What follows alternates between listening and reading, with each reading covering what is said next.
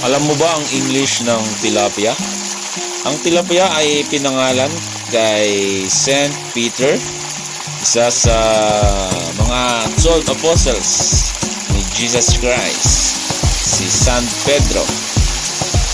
San Pedro ay isang mangingisda, so yung nangangalap nung tinawag siya ni Jesus na maging isa sa kanyang mga apostol. Kaya ang tilapia ay pinangalan sa kanya, kaya tinawag ang English ng tilapia ay Saint Peter Fish. Yan o. Now, alam mo na. Yan o.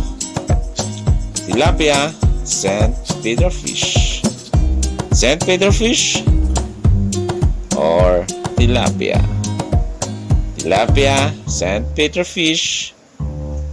Saint Peter Fish ay tilapia na pinangalan kay San Pedro o si Saint Peter.